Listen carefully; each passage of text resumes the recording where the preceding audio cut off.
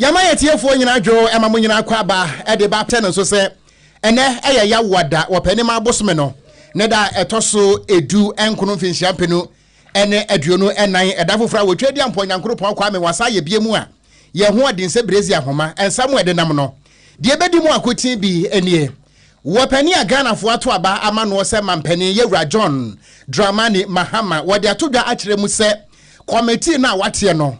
enye witch hunting ho adwuma anomo ba beye emunsam wo beti enanwumre na Bishop Salifu amwakone ba yi awode ka ekum mofram yenu no koto akwa asetena amano atemu yade nkyiremu ba na abato a yato awie besa na watwe mienu enie ye kasa wo mensini mako enkunu bi a wono mo resource yentimi mfa metu edwa electoral commission ade abetu dwa kyerem se afei ana obeka na foforo sa gyinasie no ana emrahye badwane a wote abanwa so de ma Saudai Honorable Roxanne Nelson dafia makpo ekyerem se Ghana bakwasem mu ebinsi da waye kefo na ekasa wonum si nyame ne nukure nie ye wasi resource no si kani ho nti omu ntimi fa resource ne ma omu ntimi release se Ghana fo beka yi a mampani ekufo do ekopa wono ankasa ne honini eye statue ehontoma ewo efia nkwanta ewato emantamu na otwi mu ne beto odwase nipa bofo bi nam kwati kwan e de hama akobu ni nan baako ye kasa yi nyame adom wo muguso a wo mo ye ho adwuma afe ononyafo Alexander Fanyo Markins ana ononyafo Joy se kire se betumi akọ no ana wonum ema no na dom kuma minority no ano mrase bedwafiem Sadanso ana atraya eba abatogo mu a wodi mu ntintiman ade wani edi akire hwese bibia betima kototen eye coalition of domestic election observers ye twantia se kodeo wo mo de atodwa akire mu se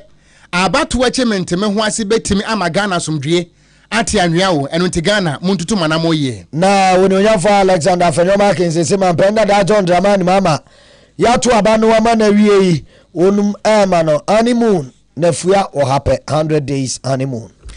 ebusuafo ansam ne pinu aka me ho na nwumre ye de ba besom Ghana fo nyina se anwumre no nsia KaseƐ bona ensam a ebayi wo TV no so a eye Promise TV emu odesa no manam na yemfa ho aseda ema adwumako a etoto aso yi Ginaf B Catering Services ese mo Ghana fo nyina mane se aduane pa a ede na ebetimi amo ahode nro na watimi anyine fine ye nchen ana obetimi anya no ye wo breakfast ye wo lunch ana ye wo supper anopa awia ene anwumre eno nti wankasa wo ba wura mu a wotwi mbo sa no a wusi upegwe ye fa ne point and eat Ginaf B Catering Services wo betimi ehu wonom ewo edum wone Access Bank no ana edin hwani mu anase Mass by Ghana bomade so be 0247 0099 another 99 and 0244 239886 Bosheba Electricals ene me patro light ahodo de eyusu solar area ene de eyusu anyinam ahoden ne nyina nso eye energy efficient na energy commission age atum se wo monema no etimeboa ama Ghana fo yeka eso timiti se ewa sadan so ana Ghana Standards Authority dutum se Bosheba Electricals de wa amade a anka Ghana fo nke ewukura ye wo chandeliers ye wo corner light ye wo gate light ceiling fans ye wo orient steady lamps ye wo CCTV cameras and any cables ye wo standing fan ye wo ceiling air condition fans and any USB ye wo switch 12-volt adapters digital video recorders dodo no a eno nti ankrankure any adwumaku real estate developers and building contractors matwadi but mother so woni bekire mu na watimi atubi aton wo pe ba konso a wo betimi abawura mu a ye fa ne operation wo bere course adum wo PZ KJT market no ene ne din hwani mu ana adum PZ Bosheba abrota tenten mu a prisons runabout nso wonsa betimi aka Bosheba Electricals na adum PZ biem anti attack for dankese no mu but mother so be fra yen 0322 030 838 and 0536 095966 nti sate no wonu madama na anwumre ya trase na yasomo woni akaka wo brepam wonu so de obo de beto mountain so Emmanuel Edro Korea asem JJC Jimmy James Cliff ne dom ni nyina ka unom tintim ye enwure ye ba ya ye ne abo se ye warrior sie na grad Anton su beauty queen baba prisi nanam MC Afodama edem na ye twagu ewo Promise Television so ne Promise Radio 102.7 Facebook no ne Promise FM so Wofa Atta Frimpong ni metin menimia Ghana Stakat ya meeting kura Okogyeabour Ocran Zamnu fiti asese titi ehwe na yemfa emamo na ye October bosuminum afiye mu amokaye be abosumienu ntam asem ne yekan ene kokoba se abeto justice of Penny ye Bishop Salifo Amwako ne ba abemu aye wedding friendship dunsia akwakotu ne papa ka kakraka bi mpanifo ka nyankra kwa nkra ka akra ya kyerese ka no ene eboyi ni bia jagwa sinyagro jagwa kese pa jagwa F-Pace Sport no wode namwa na no sa no ya ne hwinum taate ti oba obete trom ti wode ne namwa na eja wota ne ho no na niti yanse wagofa nkwanhia de aba ya wode akwakopem ehefufuru mu ekowi akire na mayo amienu ato ananom ewo ense do ewo mu asem no court akọ asetena ne na atemu ya court de ba ye ne se Bishop Salifo Amwako ne ba ba mu ayi ya odi mfrinchia do nsia ya wokofa nkwanhia ba ye na wakum mofra ana mayo amienu no won koda afiase abosome nsia 6 months na eno na won ye free mu no ba akona na ba ya ne de ni Justin Agbenu wode nsem atodwa no se asamo se obi bedi ewu pa kwanhia brane mu na nipa mienu be free mu asotwen ya mamra makwan me edema no nyina ye abosome nsia afiase da no oden ti we de wonzira se nke betumi a emra no bia yensa kire mu na daache bia sem ye te sa ni sia nipa no ye nya asotwe a emu odin chese ye ede amano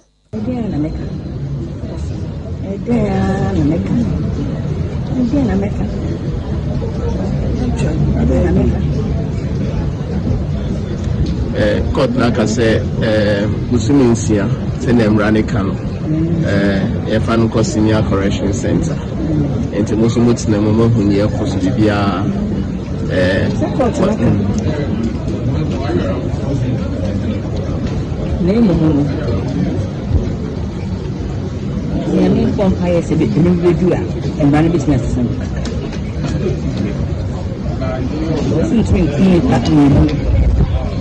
reckless riding.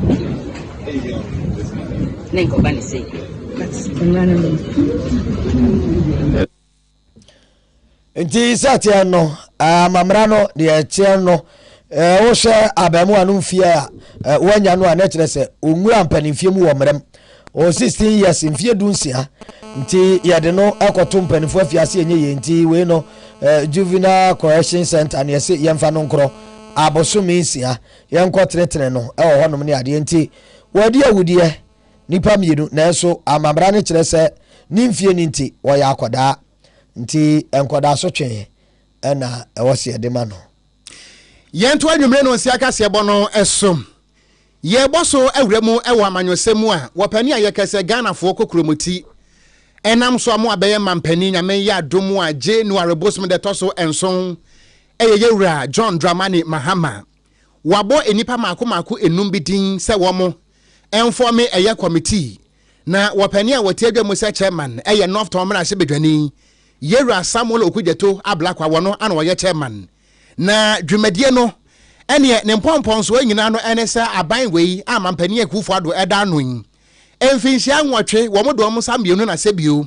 wo modididi yese boabin fie madwe wo mawia Ghana sika enu nti operation recover all loot yetwa ntia se oral ehun committee ana yate na eno ana aban wei mu nipa ekyere se committee no a yewura Mahama ate no eye witch hunting wo mo ebetata nkrofo bia wo mo huni asem na ene wobera yewura Mahama yeto aba ema no na wone Ghana fogu so a wodi enkomo no ene so akasa wakire mu esesa committee no enya witch hunting bia no mba beye na emom no wo mo beye hwehwemu apanyina so kama bia yebetimi edi nipa bi akokko to se wo mo abomai Ghana kro no enu ntini nsam a Ghana fo no bi keka san ana we no eye witch hunting na MPP fifo ka kan nyina no yera mahama echirem sa nya nokre na eye committee a wo mo be yadwuma neutrally wo mo nchesi obia na emom wo mbe chesi de ebone won ho firi se empene se de wadie ana ebon no ho wo de sansem we nyina atudwa wabra Canadian High Commissioner to Ghana wo call no nsrahwe e wo ne office no de sansem we atu edwa President cover all the loot. I announced the preparatory committee, and I think people are misunderstanding it. We're receiving a lot of information on things that are going wrong, or things, corruption scandals and all that. Some send me texts on my phone, some call me, others pass through other people. We want a focal point where all that evidence is directed, and so that they can assemble that evidence. And once we come into office, Ocran is not going to be investigating people. It's going to gather the evidence and pass on that evidence to the government institutions that are supposed to do that kind of work. And so we just want that if people have any information that they think is useful in the fight against corruption, pass it on to this team. That's what the team is about. And they are all doing that service pro bono. They are not expecting any payment. There's no expenditure or budget associated with the task that they are carrying out. And so that's the explanation for it. Yeah. And so I don't think that people should think that it's a witch hunting committee. They have no brooms to fly at night. So I can assure people that it's not meant to witch hunt, people. Ebusuani ayeti eye president elect Yera John Dramani Mahama. Abano yetu ewie ye no. Rashe jofie de ende enkonwa no ebi won ma besi sa abra bato komisi. Ontimi fanzu aso ma meto monten so ntire woni a wonum enwi ye. Na ena ma de boy ya bato komisi e de to Ghana fo anim. Ene se mrashe bedwa nkonwa no. Abato mbesu ama ko be se enkron. Since ya abato komisi adwumayefo ya wonu abato mbesuanso abato no akire wonni babatu udwa na wonu pa mu kan ye kwasi burum baka se wonu declare ya no abato komisi se wogitumu a enyeye nti wonsom na maami je mensa ode to zentrofo anim no wokire mu senti akoba nsa no se abato mbesu ahodo yi sawomu ado akire afo ano anafo toye ye afo ano south west afo ano etifi obuase east okakwe central ablikuma north tema central techima south dom kwa benya eye abato mbesu ya ehonum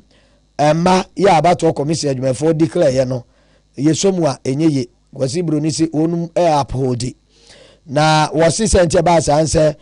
wonu adwumefo ya na wa abato mbesu anso ya na ewoso nu ebobo ekire di odi nkonim ni owe ye ni ade no sa abato mbesu ya makoma konkron ya yabobo oboso yi no ehonum de no abato komisi adwumefo ya na wonum a wonum ebobo honum ma no ye gina wonum konso se wonum kete kwati brum baka se under dress na kire se wo hyebi wom ne ebi kura no a se kan eda ominim se wan kan se ya omene no ye ti hoho ti yakoba ne sa no ehu ni opopo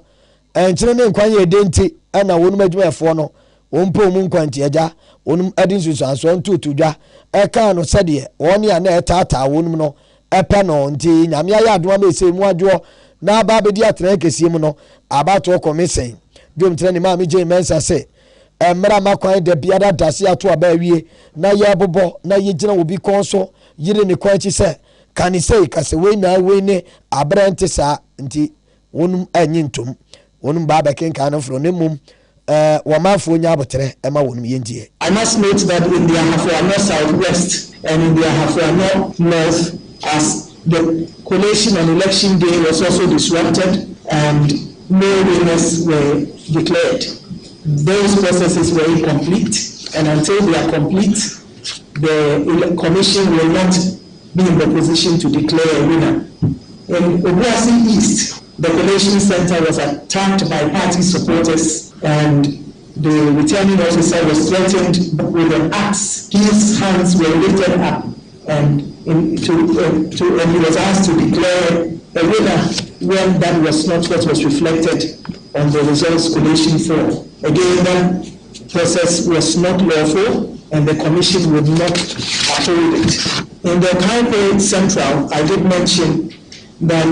110 polling stations results were used to declare a winner instead of 141. The commission will not uphold that process. In the Ablekuma North constituency, 219 polling station results were used to declare a winner instead of 281 polling station results. The commission will not uphold that declaration. In Central, the DA again was strengthened and he was forced to declare results using 146 polling stations instead of 148. The commission will not uphold that declaration. In Bodo East, the officer was physically assaulted. In Bodo East, in Techiman South, in the Bodo East region, the officer, the returning officer, and other staff were physically assaulted and forced to declare the results at gunpoint. The commission, it's important to note that the collation process had not been completed. There also, the commission would not uphold those processes. In Ghana, there's some contention with 3 polling station results, and 367 of those results have been duly declared as legitimate. There are 3 results that are outstanding, and the commission is carrying out its own investigations to allow it to enable it to take a decision. Afe wadi adesredi akra to aso se wasre Ghana mampani na dan kwakufu ado anesi kwa soro ya wo kra fa ne bag ya kro afe mampani na da onuadwon Dramani Mahama ya wonso wo ba beba se won mienu adawro mamoden ko ntirimpa mumua na onum ema bambo ya ewie peyo mapa ema abato commission fo ntumi nye wonjumadie ensiase ekra. We therefore use this occasion to humbly call on the President of Ghana, His Excellency Nana Akufo-Addo, as well as our President-elect, His Excellency John Dramani Mahama, to intervene in this matter so as to ensure that the Commission is provided with the necessary security and protection to carry out its functions. We also call on the National Election Security Task Force to come together to put in place arrangements to ensure that our staff and our processes are protected and secured in a way that will ensure that the true outcomes of our processes reflect the will of the people as expressed on the plea sheets. About to commission, Mame, Jen Mensa, no. Yɛtoa kaseɛbɔ no so ana yɛda so agyina mu ɛwɔ electoral commission agyinasi a wasie sɛ mensi ne maako enkono wɔbɛsan afa pen ne paper no watwerɛ no 1 2 3 4 5 na wɔ declare ne foforo na saa agyinasi no ana emrahye bedwani a wɔte abanwa so de ma NDC ɛwɔ South Dai ɛwɔ Fraumantam Honorable Roxanne Nelson Dafia Mako ɔde ato dwa kyerɛ mu sɛ saa agyinasi no a electoral commission asie no awurade wabu Ghana amrano kom sei ejein efiri se Ghana mamrano a itintim na fe apem ahenkono aduokono mjeno no woka se yeto abawie na se obi susu se wo kwakopere MP na ebia figures no nebo anwuso a won fanko high court enu nti eba ne san na ye maame Jane adoko emensa na ne mienu na ne hwene santam no hunu se de Ghana amra ekanie nanso abrewa bi besia se te de now opeso ono ankasa eye ho adweman wotirem se ade no a electoral commission for person mo ye no ehu ema Ghana mra efiri se maame no wahyeda so obebu Ghana mra kom ama Ghana mra no akokoma ansana so beja adwuma no mpo a wagyae. Now it is interesting that even though the EC has been sued and has been properly served, in fact in one of the cases brought against the EC by the NDC, the matter is slated for tomorrow at the High Court in Accra, General Jurisdiction, particularly General Jurisdiction 2. The matter is slated to be heard tomorrow. And yet EC conducts itself in a manner that I will call contempt ex facie, curiae, by holding this press conference, particularly ignoring the court processes that seeks to injunct this very conduct. The NDC is saying that in respect of these 4 or 5 constituencies that have been listed among the 9, we are challenging the EC from conducting itself in a manner to saying, for instance, that they will not recognize the declaration. The recognition or otherwise of those declarations doesn't lie in the mouth of the EC. It lies with the court of law. Only a court of law can declare those declarations as unlawful, and therefore whether or not a rerun of the election or recollation or whatever it is, it can only be ordered by a court of law, a court of competent jurisdiction. So the EC the commissioners must be very careful. And I say this advisedly because you see, under regulation 45 of CI 127, that is the penal provision. The regulation is to the effect that where a person conducts himself which breaches any provision of CI 127, the person upon summary conviction can be fined by a court of law, or can be imprisoned, or can be both fined and imprisoned. And it is not directed at the public at large. That provision also applies to EC officers, including the commissioners of EC, who will conduct themselves in a manner that breaches any provision of CI 127. Their insistence on recollation, which is very strange, which is alien to CI 127 and PNDC law 284, they are engaging in a conduct that will breach CI 127. And I'm cautioning them that tomorrow they may be hauled before a court of law in criminal prosecution, subject to the provisions contained in Regulation 45, which is the penal provision. So we must be law abiding, not only as the participants in the elections, but the people who are also engendered in law under CI 127 to conduct the public elections in accordance with the terms and tenets of the law governing it. The EC is provoking everybody. The EC is particularly provoking the NDC because these are seats that have been declared for the NDC candidates. And we are saying if anybody wants to challenge the outcome of these declarations, the forum is the High Court. Any IIT a South Daimra Shebedwani, Honorable Roxanne Nelson Dafia Mapo. And I would tell him says, so mind an entry about Quatrine by home. Nasa Omaso Penny, Nasa Penny when Yania. Aquadansun's row, and Untino, dear EC, and dear. Who's in Jamaican Grim, a Munsam near. Na young family was Yamunsu Akray. West Africa Examination Council, WAEC, Empen for one Abba Mountains, Umutre, Sentia, Wasi, Sovians, assumed Infameto Montenso. Neokasa Edema, WAEC, Ura John Capi, and Uchrimuse, Ayisikasem, Dina resource on my year, Uchrimua, Mofrancho social media, no. Fetcher for ya, WAEC for no year, my technician. So much man of fetcher. Wonum kabia wayake for di wonum omunya sika ntua ti ama fetcher for no fidie bi also fetcher no na ya adwuma ye netimi bua ma resource no eba technique for no wonum aja fetcher omu aja fidie na gu akope ba bi atena frese sika waso omusaka no de ye no omusankan avia to nchani a wose wonum wo afidie ba akobi scanners bi a eno objectives no ya e kan session A no tutubi di no ene ade no nte ho bonsusi wa o hwe number 1 no ase we die mamemfa we mamemfa D na uyi bi die ni ade no wase no afidi a wonum ade maake no na ema nipa kro modern oboye de wonyaye no nso san fidie no asese ya wonum hia sika bese wo man ye sidi no wo pepe aduonu enum 25 million Ghana cedis no de asiesie no nso ema wonya sika no mfa ma woni a ye de amonumenti no nso anwenwe ni sisi wo ya akwa ene ose question papers no ehihye afidie ni pantan mu ya wonti mark ye enu nti se resource ni ma ya na senti a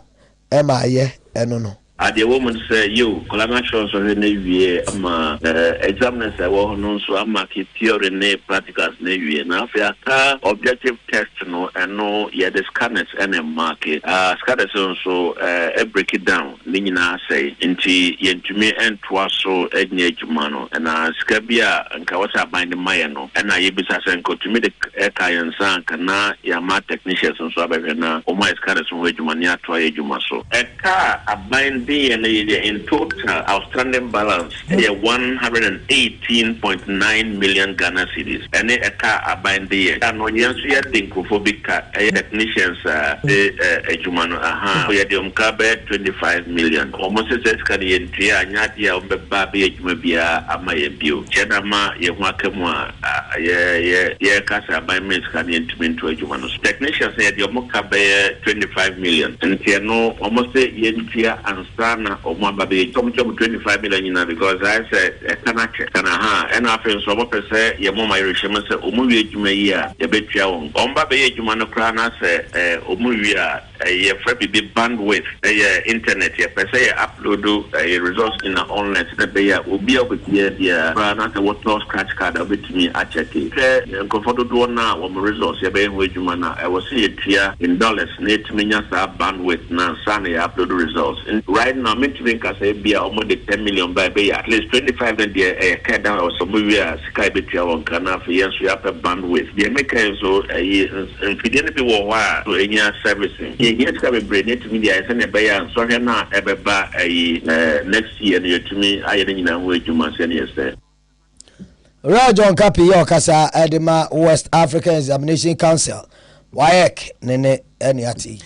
Yeah, that's what Jeremu ever WAEC in sense Muno Emua and Penese yeah they were Fihunsu Anna and one adjoining. Now WAEC for the Abetuja actually muse and so Henua and Quadano Troya Metre 2023-2024 a year wasi no ye kasai results no enya meto mountain eso na Ghana for bi busasa na denti na nkwada atron so hwe na dada no WAEC results yi anase wasi results yi emaye na WAEC for the abeto dwa akirem se wotwin bibi free so na se mapena akire se ahoma no amantam ekurem hausa ne bi wasina ponketwa so we de nya ponte na to aso eyeka ankasa ana to aso WAEC for akire se ye kasai Mampani Ekufuado aban no wode WAEC ka 18 million Ghana cedis na se sika na bepem ne wo mo abo aban no abono a nanso aban we na so odin esini wele da waache so sika no won fe mai enu nti se sika na amade a ene wo mo so resource no wo mo de be hye somiase ada guso atunkromo pam na sansem we no ebeto dwa no ana ranking member on Parliament Education Committee Honorable Peter Nochu Kotoi wode atodwa ana wo kirem ese saa aginasie no a WAEC fo asie no nyese wo mutiremu na adin o na mo mampani Ekufuado ene na aban ana wo mutiremu odin firi se WAEC fo dwumadi a wo mudie ne betimi adimu na konkane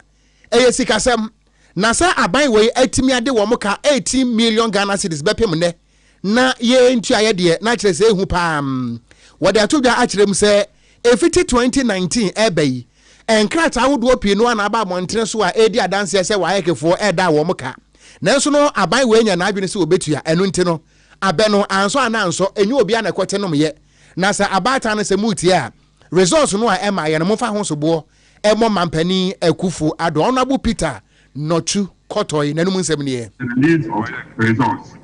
according to a press release by WAEC on 19 December, WAEC stated that the Ministry of Education was owing the council the sum of 118 million Ghana cedis. The effect of the delay in the release of funds to WAEC is negatively affecting their mandate in several ways. WAEC has to incur high costs of conducting examinations because materials cannot be procured in bulk and in advance. Also, WAEC is unable to pay examiners in time, and it is beginning to lose experienced and seasoned examiners. The information available is that the target date of 19 December for the release of the 2024 WASE results will have to delay because examiners are threatening to hold on to their scripts if payments are not made to them on the submission of marked scripts. Ebusianfo ni ayeti yi ranking member on Education Committee Parliament Honorable Peter Nochu Kotoi yanko yananim ononyafo Joseph Owusu Jowise ena yetwanti ado no a ne yedinim no amanyosemu na ye kasa asanteba kwai abato mbesua so na ye onumra se odwani ɛna mmerase odwafie wei no ɛnya ngu asetena no wɔne akyamehene abedi akyira wodi kan first deputy speaker of parliament wɔkyerɛ no adwen na ɔkyerɛ mu a nyankoropɔn yɛ adom na yɛdi buro nya wie a ɔpɛpɛ ɔbɔsome da ɛtɔ so nson mampɛn da John Dramani mama so afena mu so awie mmerase odwafo nso sae na mmerase bedwa de ɛtɔ so nkron 9th parliament ne yɛda wɔn madi na asetena ne frase ɛhɔ no ɛna MPP fo no ɛbɛba domkuma afa na NDC fo akɔ domkuni afa MPP ba bɛ minority na no wura Joe sisi wiase de wonim tane de ngira tworo no ano nti on de ɔkyerɛ na adwen sɛ MPP fo no ɛba domkuma no afa wonum ɛnkɔso ama wonunyafo Alexander Afenyo Akin ɛna won ma no nye wonum ba no dani ɔmɛ minority leader ɔkyerɛm sɛ sɛnti a wɔde sɛ futuo ɛma amonyuku ni sɛ ne wo hwɛ abato nsusu aso sɛ de si ɛkorɔ yɛ no a dodoɔ no ate aguo no akɔba sɛ wɔn a wɔn manyini wɔ mrahyɛ bedwafie mu wɔn dwumadie ne ho hyehyɛ ne adeɛ nyinaa mu ɛwɔ ho nimdeɛ na wɔn betimi aka ɔmanfoɔ abomu amoma yɛ adwuma pa ɛde abo no amanyuku ɛne ɔman no ononyafo Afenyo Akin ɛyɛ wɔn a aka no emu baako a dodoɔ no a ya wɔn wɔ sɛ nimdeɛ no wɔn ma mrahyɛ bedwafie mu obi mti so wɔn pɛ obi a wɔanyini ɛwɔ mrahyɛ bedwafie no dwumadie ne hyehyɛ mu a Wofa Afenyo Akin wɔn mu a wɔn nsa na wɔn obi a ɛmɛ minority leader no no ne betimi aka NPP fo no abom na afei wɔn ne NDC fo no ɛde afei so mrahyɛ bedwafie mu. Simple. One, I'm not a member of the 9th Parliament, and nobody has asked me to do anything for the 9th Parliament. But just as a full-time member who has worked in the House, I strongly believe in longevity and experience. From our own actions and inaction, you can tell that when Che was the minority leader and majority leader, he stood out very clearly. But it did not happen by accident. He started as a chief whip and grew up to become a leader. The longevity brings experience and clarity. So I would not support any request for a new person to be brought into the picture now. If you ask me, let Afenyo Akin continue. He started, there's nobody who has had that experience before him. The only person who has had that experience is Honorable Chairman Sabufi. He's leaving Parliament. He has now the only person who has the sufficient, not even sufficient, but some experience which will be useful in going forward. So I will not recommend any other person. If you ask my view is that let Afenyo Akin continue. Again, where we are now, we need to be combative. We can never influence decisions. At best, we'll get 91. Looking at all that is going on, we cannot change any decision. But our voices must be very loudly heard in and out of the chamber. Yo, na oto aso akra eno ose nyame MPP wie we pa de so abakosem bia ni ho emeda nwie no onu mawie nti nkan hwehwe mu brane pa nkoso MPP fo wo mu mpehunu se nti a enei onu mu awie sa poto na onu ehunu vonso no mu nsiesie. When it comes to a situation where your base simply refuse to vote, it calls for further and better probe into what happened. I think at this point, what any MPP needs to do, and that's what we should be focusing on, is talk to the everyday people why they refuse to vote. Find out what we could do better and what we should do now. We should not pretend to know everything. But this is a clear sign that people were not happy with us, notwithstanding that, taking them one by one, we could demonstrate that we did a lot better than any government in the past. But the way Ghanaians evaluated our performance is different from the way I see it. Therefore, I can't continue based on my perception or my experience only. We should take time to listen and be guided by what we hear. So that's the way I look at it, the evidence. But as we speak, everybody's throwing about allegations and things. They're just conjecturing. Let's allow ourselves time. Let's allow cool heads to come, and let's get proper explanations as to what happened. There's really no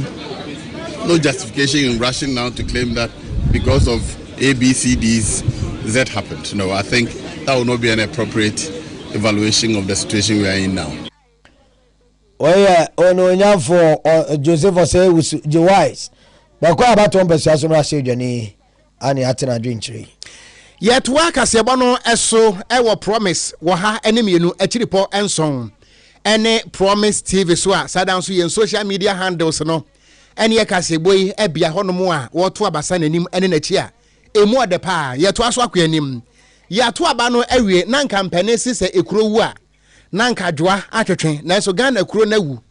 Dwa no huna na ehono ene se emabunu bi ate agumontere so a wo mo echirem se wo na wo ban aba enu nti wo be sa nuoma ene menteme ho ase ene meham ene ade be chi ade be sana donkura mu kwada etongura mu a ye hyehye so ma na dwapade ye se bi ni ade a na eno ana eye national coordinator at the Emma Coalition of Domestic Election Observers Kodeo wapani Albert Kofi Aheng wade kokobo akofom pa de amagana fo nyina se ade no a ekoso no ehu na anamono a Ghana fo mabunu ni bi etuo no na asempanyfo aka wo matomu a wo monka ho hwe no etese ne wakwachi ko otwa masaba abefra mponche na wo ye ne fra wonyini a ana behunu se ba ko we na mba ko so we ahaban wotirem se de ekoso no ya to aba na wie nanso se Ghana fo mpanyfo betena se ayenhwe han a de mabunu no eye no ebetimi ama Ghana zumdue ate anwea kura ebeyehu amomen wode sansem we nyina tudwa wabra na Center for Democratic Development Ghana CDD Ghana wono mo afrensem trofo nhyiamu ana se bimpanisi se wodi a ana ebonti yewra Albert Kofi Aheng kogina se bie ema wode sansem we ni afutuo no eto edwa. In the Frimpong region, Dr. Frimpong had also to sort out a problem with coalition where a return officer again stole for another party, and the results of the coalition sheets were brought to the Senior office and justice was done. So honestly, I'm not seeing my way clear. Why are we fighting over a result? If we have won, the coalition sheets are there, the big sheets are there. So why should we fight over it? And I'm sounding this morning because if we are not careful, elections might one day throw this country into chaos. I'm sure all of you saw on television how young ladies were taking fridges, freezers, carrying them, people helping them to carry with impunity, and nobody, not even a citizen's arrest. I didn't see even a citizen's arrest. So ladies and gentlemen, we need to be very careful. We are treading on very dangerous ground. Elections might one day plunge this country into an abyss. I don't see why you have conducted an election, you are collecting results, and you should end up in a fight. I can't see it. I can't see it. Was so adwene ho a wonte asia so wote asia so ana wanwene ho. Anyway, a national coordinator Emma Coalition of Domestic Election Observers. Ye try and tiase kodeo. Yewra Albert Kofi Aheng. Ano de sansem we eto edwan. Na eno achi no ana Reverend Fred Degbe. Wono so eye co-chair Emma Kodeo. Wono so de atodwa akirem se abato no a eto ofom no o how ba ko Ghana fo. Ase yewra afire pa no eye vote buying. Say obi se wo pe MP adinti wotimi kan chese sikato from say bem yetimi kan ya ma kire se $625,000 nyina no na emrahye begafuo ye yicha ada ya amonyi sika na monto aba emfa ema me wotirem se saade no a ekoso ewo Ghana batuo mu no enya de papa se ye so nenka sem na wotirem se bambon sensem nso abatuo no ebe hyase no ana Ghana Police Service ade betu dwa kire mu se ye wo miamia hodo bi wo hono a wo ha obetimi asi wo hono a obrone kan se eye flash points na wo mu kirem se edin kan wo mu enya empem enan ene aduakuno enwotwe 4098 nanso awi akire na akonanim akogina mu empem eye edu baako wo kirem se eye wo ha wo sese Ghana ya to abawie ye nyina yensi ho nkonwa ne empem ho abrikutire. How do we gather for the police or the security forces to tell us that last election there were 4,000 hotspots, but this current one there are 11,000, 12,000 hotspots? What is the meaning of hotspot? Chieftaincy, tribal war, this, that, cocaine, drug addicts. So we have these hotspots. Hey, Ghana. Hello. I mean, you listen. You see. So let us look at ourselves properly and see who are we and who are we deceiving. If we've had a clean election and these are the results, we should take it the next step. By the 10th election, we must say that we've had enough of this childish, barbaric behavior. Let us truly show that we are the one of Africa. What do you say we are? Some of these African nations, I've got them to see that they don't behave the way we are. What are we priding ourselves for? Redundancy. We must come down. Our monies must be conserved for us to develop. The police, the army that we are calling for, they are even afraid to go and do it. Who should they be? No. Well, I believe on top of all that you've heard, this is the preaching that came from a preacher. I come and give the closing remarks. And I think it's a criminal offense, or it bothers my conscience for me to hear that somebody who is trying to serve this country would raise $625,000 to be a member of parliament. How long will it take him? Even his bones. Ebusuani ayeti yeyi eye coach edema kudeo yera Reverend Fred Degbe and what this answer me to John. Na onunya for Alexander Fenyo marking sabre mracho jafim dom kunu on da onma ana wo kyerese nyankropon ya adom ne ediburo nya wie mampenda da John Dramani mama sai na woni NDC amanyuku ba bebu manu a MPP for no bema wonu ahodwo na nafua wo ha 100 days honeymoon no wasi anu ne nya so pa efiri woko no fe NPP for no ba ba yire mampenda da ne pachi ene ne nantu pa wa amabuonum se bio krama kofa obi bomo no wode ekro nti wonyina ye na ondi ade ba ko ka ne se NDC for se de ombontoa wonum kan ye dwa wonmanu aye na Ghana for ada ne de amonum koko boto sidi mpemiensa ene wo ha aye 3001 ene de ema koko akuafo NDC for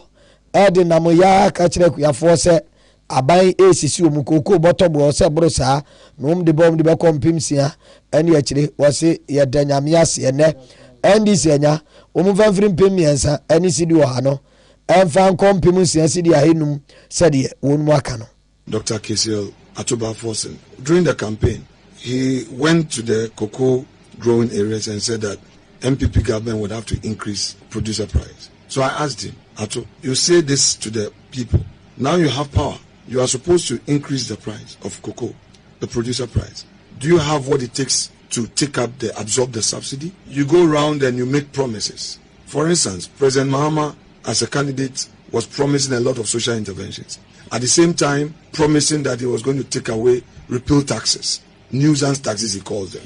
Now, how do you introduce Nkukon Ketenkete policy? Nkukon Ketenkete, I understand it basically to mean that the government will roll out social intervention programs to help the private sector, the informal sector. But all these things come at a cost to the state. So if you promise these, and then you also promise that you are going to take away taxes, how would you fund the social intervention program? Again, the private sector, for the past 3 years, our colleagues have been fighting us. Why do we give tax incentives to the private sector under 1D1F, which would otherwise give opportunity to the private sector to make savings, bring in raw materials at a cheaper cost, invest in their business, expand? They say no, they should pay taxes on the machinery, on the raw material. So I see some conflicts,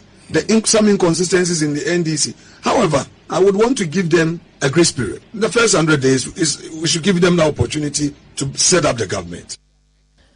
Nti twaodwa wose abofono abote ujutwetwema yefro no obiza se anya bia kwan ban na obefa so anya sika na asetena mumu ahyehyɛ awodo ya ɛwɔ boa wo ma no abrabɔ ne asetena obenya sika na wode ekuramu ɛne ɔse asemu bi sɛ NDC fo no nti wonde wɔhwɛ kwan ne obefa so nkokɔ nketenkete no obeton nkokɔ ma no anya sika na wonum ɛde ahwɛ o man no. Yentoa enwumre no nsia KaseÄ no eso ye nananom aneka yesa samampa ane eto ne badin na se Ghana fo beka ye November bosome no ne da na toso ensia ana ebeto odwa se mampani ekufo ado be ma boada achimpiesie ne dwumadi a wadie se mampani ene ne legacy nti ene enipa bi akoye statue e de hye na nimonyam e wa atoye mantemu a ene efia nkwanta regional hospital anim ho ejina ho goyi amampani watwa puruseni attention yada so de ya ye wo be de nwanwan ne brantan akọ why mampani statue na nantu ama se mampani statue no aye disable aye de ne ko surgery na abeto dwase enne wo mu a ebo aye ema statue ne yesi ho no empani se ensa ye de hyenku eno ane de tienti wo no mu asa aba ho bie mu a anantuo no aya wai no wo mo ye ne surgery kama wo ma ya wie efe pa ya tete ntwoma atare ho kama miekwa homa so mpani se de wo kwa aten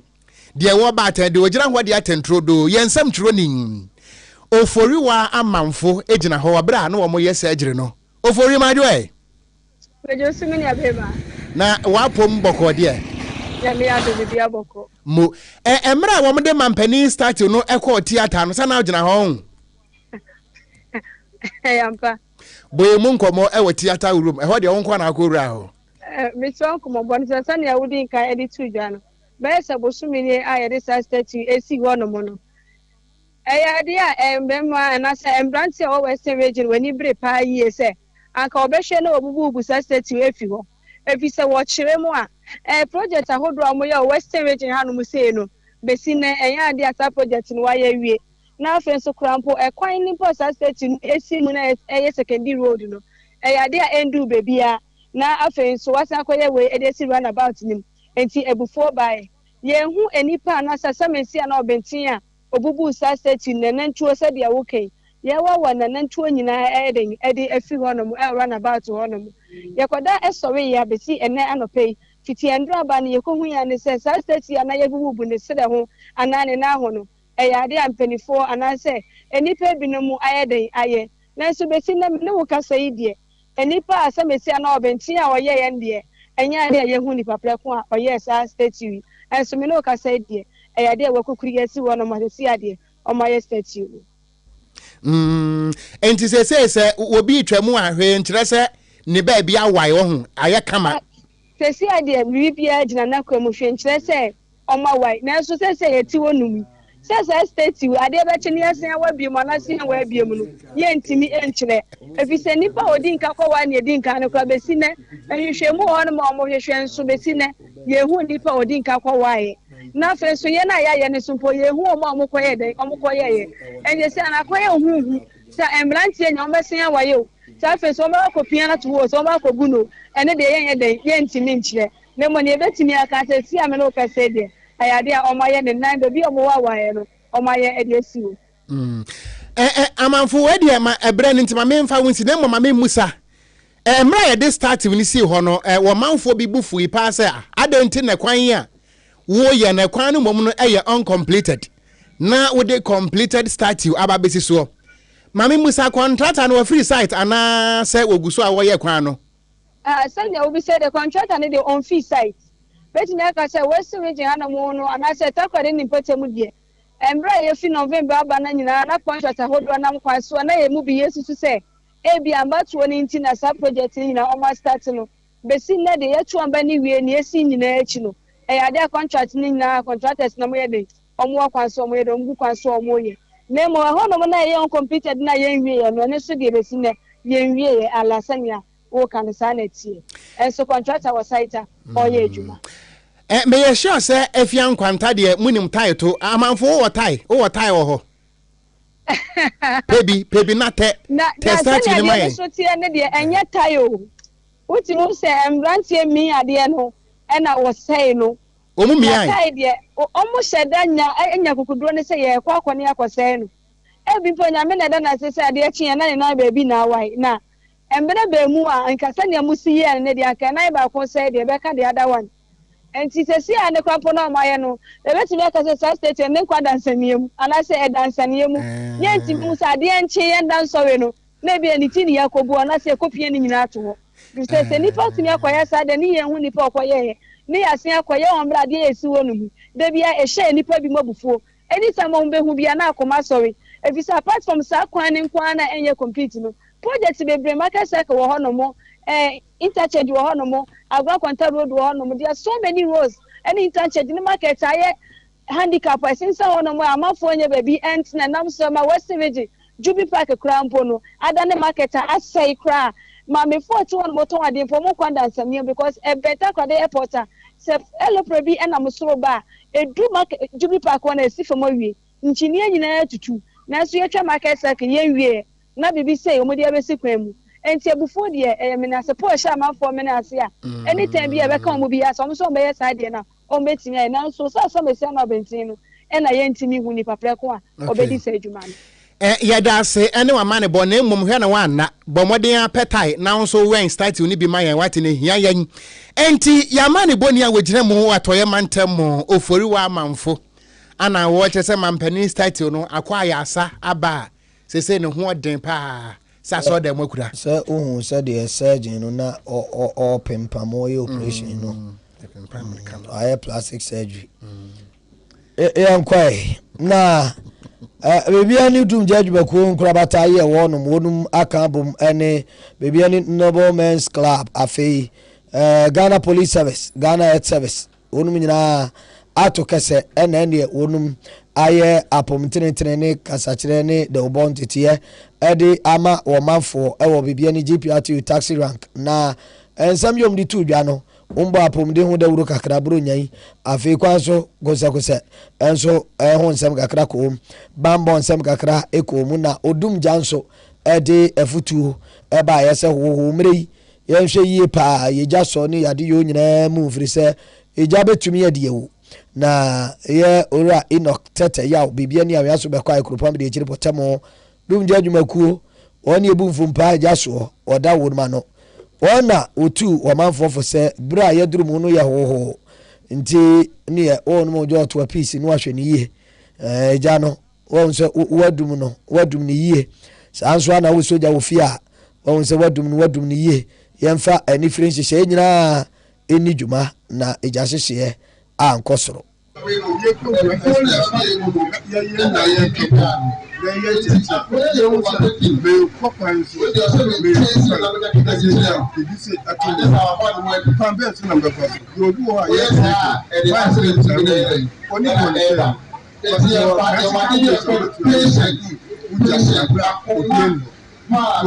na ya we fi asempa na bibiani anna pa bibi ya se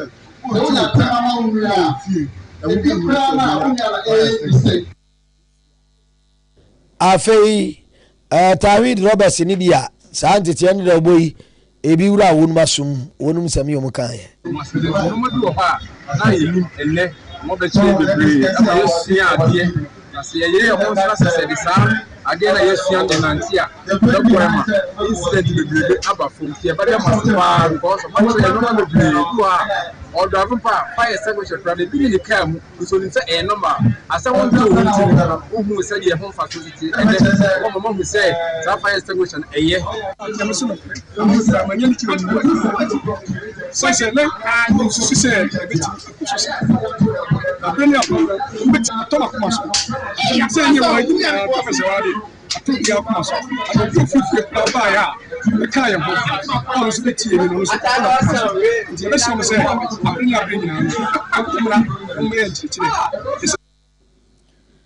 Tawid Roberts ni bi ani eti wonum ani high promise 102.7 afi promise television so ana yeso mwanumre no nsia kase num ani akase no abete sa abro bi nkuto awokodware abete abodukom ye ko yenanim na yene Reverend Collins Kofi Bonsu osa certified counselor ebedin komo aye ba bedi no ene afia wieye bia ewura afifufuru mu afi no ahyase na ene obi apekentenku obu onu mu odi bokiti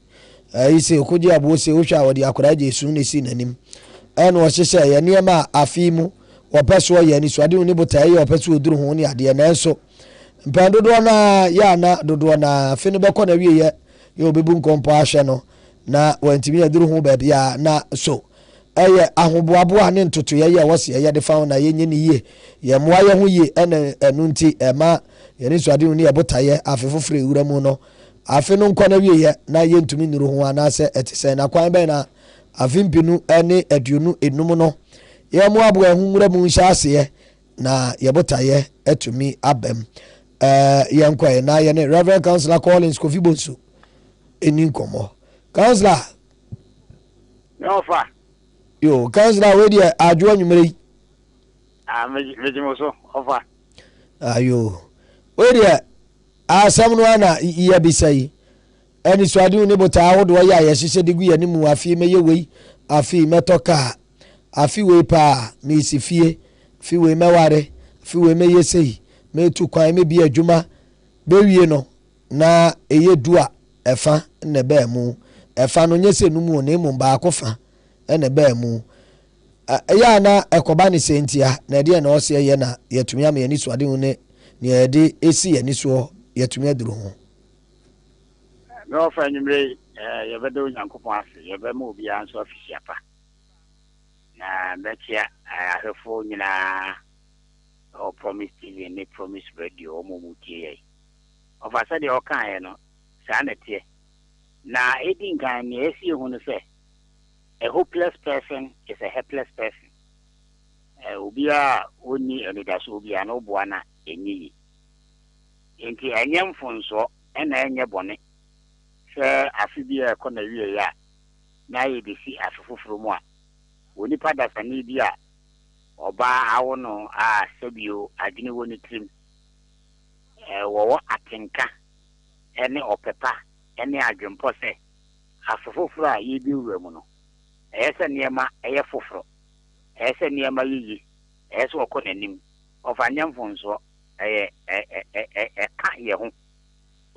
or say an expectation is a psychological state of mind or is an emotional state where one wishes that things will happen in a particular way. Just say, I think and I jump onipa bia onyame nkwa wo mu no ususu se bibi se te bemu enti ye rafi fufuru bia mu a beka se energy enthusiasm chese optimism chese se di yesi wura mu ya na ahokeka ne ye nanso eniema mienu miensa ena enum ntia edu ai de si ye ne so no ye be wie ne se afi once last week we talk about taking stock of your life. Now, when you can say, one Casabu Akunta, I heard near 2024, would you see when this war? You went to me, and you went to me, and you didn't know, Utimi, you didn't know, and me, and you know what Tiki necessary steps so that 2025 will be better. Now, of our aiding guardian, I unfinished project, and now, and your man be brino, intimate money bemonia. Ya hu sie ene nhyehyɛ na ayɛ no ɛya enko broni bɛka sɛ it doesn't match of a nhyehyɛ ahodo a yɛde ya no ka no ya hu sie ne sua so what you cannot build castle in the air, and sometimes we bite more than we can chew of us over boa me na on the intia want to say ahodo no dodo na ntimi mamu ne say ha ya ni keka ne ma akase dodo yes na you know ya kama ne bro de bekoye num na na ebetimi awesa ofa edu maybe anya ankran on national level on political front so ya na tafi say if you na be beto aba on the politicians no ehihabo bo sha akese afi omoba na reality no ehiti a on na afi ye kan bi hofro enti ofa enumre adofo ma mo hwe mo amutie me pa chaw susufa ne ma bibiri si wani so enkase 2025 o hewie mu a obeto asase obekọ school obekọ abruchire obekọ kwaso oba on se de music kan no ubesi udan on se bebere dodo yanya ne sa nkakra susufa ne ma bibiri si wani so na ehwe wabra bofa bia bibi kakra bia ofa obetimi aye so enkase meware enkase metukwan on se wo ware atukwan no enkase mebi adwuma and Casemiko school, and Yaman complimentary. So, Nimbum, a wow, Besses and Brabo, Obesses, what Tibia. Now, Bonibaka have a reasonable expectation and plan towards it. Just a new Mukwana, as all my agene at that Mukakra. Now, see why she say, now, what's that when Yamiho Abdom, what me a dijuma. Of a view, the entire yen to me, Yan Santimin Cano, I say. And Pempi of a Diadiano Cano. Yadiano Kakwa. Yanya Hunshibia Yaka Yadianoka, especially Yan Shefa, Yanni Nam Coupon, Ayon Kofa. Of Obese, Anopebia, obey devotion, Anopebia over Bompire Kakra, or Bedaus of a Canasa, the Qua Sorentem, the Yans of Ebu Remono, one Yan Shibia, Bemana Qua Sorentem. So, yes, left service, no, 2025, no. Yan fan 20. Now, Yentia, as I say, near the Konyamian, especially 31st night, cost and hard money effect. Okay, Proverbs chapter 16, verse 9. Was say, in his heart, a man plans his course, but it is the Lord who directs or guides his steps. Of a say, when Yamin Samu, when you pay the as I want to say. If the Mebusa one, I think it didn't see me and Sano.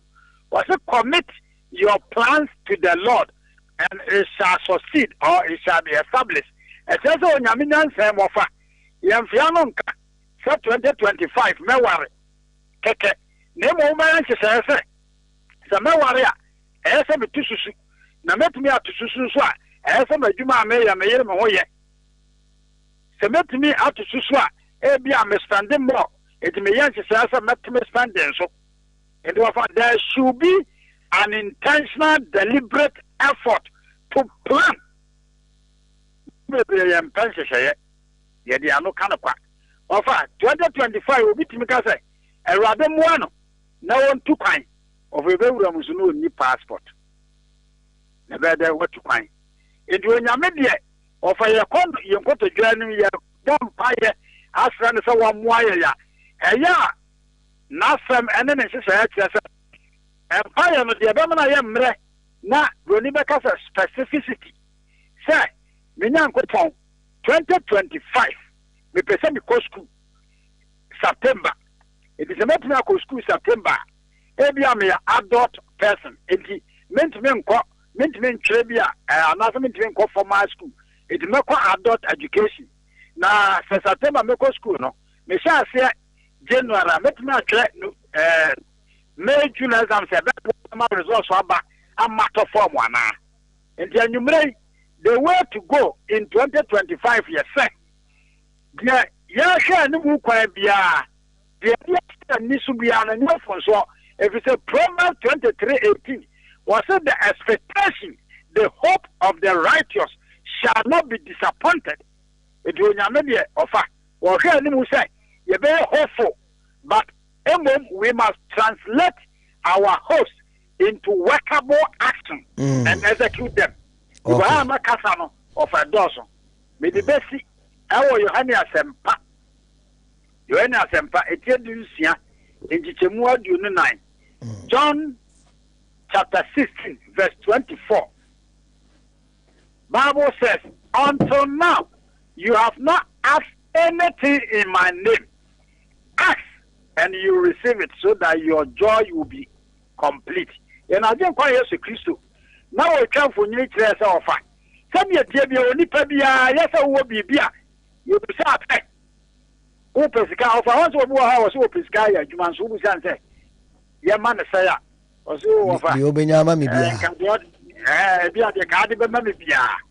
there be another, sir, and now say, Sikasa, now here. Also, go the other mammy. A Juman po of a house or a Jumaye. Who said Juma Baya? Say Jumabia of a Debbie, Yanasa. Yanasa to Miss Slow and what 31st watch night. And Casa a radiate 2025 for the be a juma kwa mamio abra won twere CV 2025 for there me pesa me worry o abra wano monyom me rema of obu ho na no e monyom enti oni kan kosia enwum ne bomra ansa no abebo sa ampa ye no se urade be se me ware ana esa usiesie ho ofare 2025 na dia be ye mere but akwanya bebre beba but o say it is only possible when you prepare adequately because there is no luck in this life. Of I say you be say a trade, you didn't trade no. Impose you did be trade or it is when preparation meets opportunity. Already be America, your friend John Woody.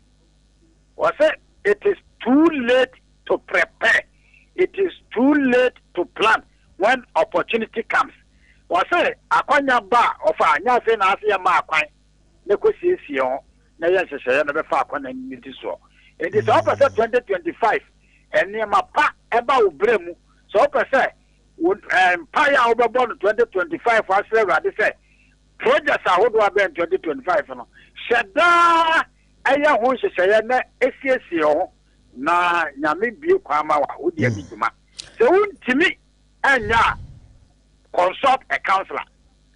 yo ebia osofu bi ana obi a wo ana PDF college for oh yes PDF college omo adum omo kumase de ye o Chelsea house betimi aba ye aboa no aye hyehyɛ so be ware a usika sem te so abra bofa bia no ye hyehyɛ wi ana afi wo de akɔ awrade anim se awrade oba men hyehyɛ nie intimane mrem o say many are the plans of a man but it is the purpose or the counsel of the Lord that prevails. Or since the Shana of a you, but when I meet tribu pop and the brim. Nungutoni,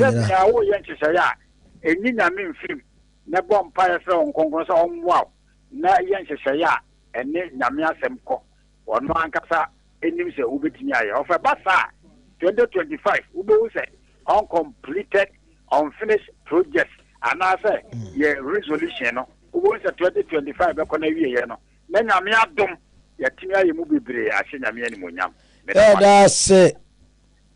Reverend Councillor Collins Kofi Bonsu, PDF Purpose Discovery Foundation, Holy Calling Ministry, Penia Wadano, Anna Yen Wadin Komonti Tie, or say wa afim percent me ware a give we party mnyano anka me pe oba we the kaima wa no monyum to ho. Nsana wanya ne ho akono ma no enye demo enye mo ano enye demo nto na afi we are the master na ta ekire disano o twam na ofre no a no hunu wonsen kan yeye obu ono a fe no obe no wadidi o ta penche we pa mu fie krama wo ho se bo aho ansa afi modofo no mudu amenken ensem hunu sa na de asa ke edwa me no se na mu fie me pa cho obi ni mu wa ya mo jese ze dia ponchiti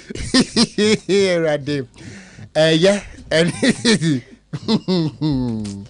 wafa hu abusia me ento akase egbo no so ne yenkonko wie ewo enkofo amaso ayekọ Nigeria man no emu areho semu a efri Nigeria man mu ba enye de na ne nyina no ene se enipa bi akobo apeso abra na afahye bi ekoso ema ewi akire nipa mako 32 ye kasai stampede asim ama wonu mu nyina atoa yanom ewo ensiedo na afoforo be se empem num nso na ye kasai baabi a wo mo dade ene agresi ahyire nwom agese nyankopon ebem na dwumadie no ekoso wuku adai eye enura eye Islamic High School ewo Ibadan eye ahinkura eno ewo Southwest Oyo State ana saa arehusem yi ekoso na Oyo State Commissioner for